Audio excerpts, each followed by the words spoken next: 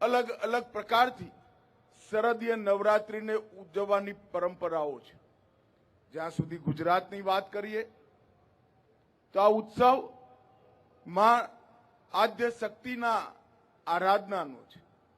આદ્ય શક્તિની આરાધનાના માધ્યમથી વ્યક્તિના જીવનમાં સજ્જન શક્તિ, શક્તિ અને વિદ્યા ત્રણેયનો સંચય અને સૃજન કરવાનો આ પ્રસંગ છે. વ્યક્તિગત રૂપે વાત કરીએ તો આ તંત્ર, મંત્ર, ધ્યાન, આરાધના, સાધના એનાથી દરેક વ્યક્તિ આ 9 દિવસ ત્રણેય ગુણોને પોતાના શરીરની અંદર, પોતાના કુટુંબની અંદર જાગૃત અને સંચિત કરવા માટે પ્રયાસ કરે છે. પરંતુ સામાજિક રૂપે એની અભિવ્યક્તિ શું? સમાજની શક્તિના આરાધનાની પ્રક્રિયા શું? અને કદાચ એટલા માટે જ સમગ્ર સમાજના આધુનિક અને સમગ્ર સમાજની સામૂહિક શક્તિ આરાધના માટે આ નવરાત્રિના ઉત્સવનો પ્રારંભ આપણા પૂર્વજોએ કર્યો છે. મહાકવિ કાલિદાસે ઉત્સવ પ્રિય જનાહા કરીને જે દેશની જનતાનું વર્ણન કર્યું, આપણે સૌએ આપણા ઉત્સવોને અનેક પ્રકારથી અનેક પરંપરાઓમાં વર્ણ્યા અને વણીને જીવનની અંદર નિરાશા ખંખેરી એક સામૂહિક લક્ષ્ય નક્કી કરી, એક સામૂહિક માર્ગ નક્કી કરી સમગ્ર સમાજ એક દિશામાં જાય એ પ્રકારના ઉત્સવનું આયોજન કર્યું. અને આપણો આ નવરાત્રિનો ઉત્સવ ભૂપેન્દ્રભાઈએ કહ્યું એ રીતે પૂરી દુનિયા અને હવે વિશ્વભરમાં અનેક દેશો પણ અહીંયા આવીને લોંગેસ્ટ ડાન્સ ફેસ્ટિવલ કરીને મનાવે છે.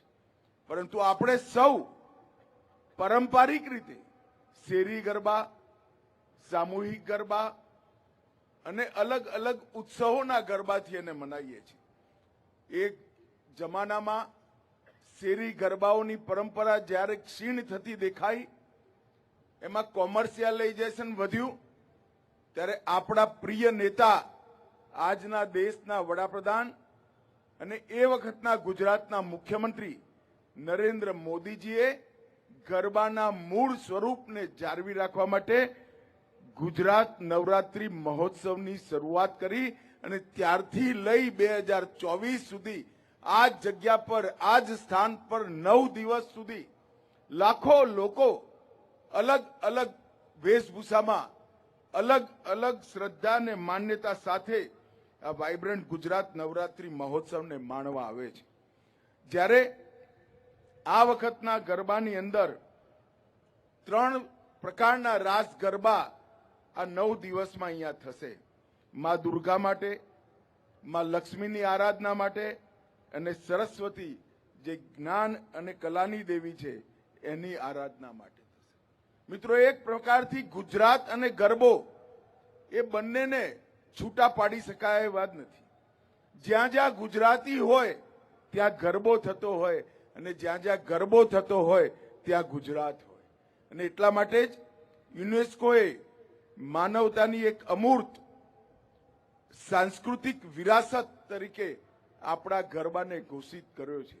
અને એના પછી દુનિયાભરમાંથી ગરબાના મતલબને સમજવા માટે, ગરબાના સારને સમજવા માટે અનેક લોકો પ્રયાસ. ગરબાનો મતલબ સંસ્કૃત શબ્દ ગર્ભથી અપભ્રંશ થતા થતા ગરબા સુધી પહોંચેલો આ શબ્દ એ સૃજનતાનું લક્ષ્ય છે, સૃજનતાનું પ્રતીક છે.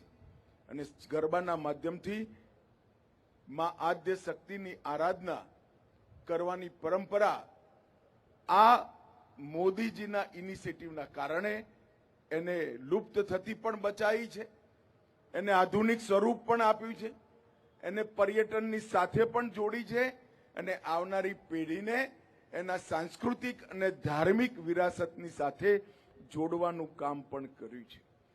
માં દુર્ગાની ભક્તિની સાથે જોડાયેલી આ 9 દિવસની શક્તિ આરાધના ગુજરાતમાં અમસ્તા જ એક મહાઉત્સવ નથી.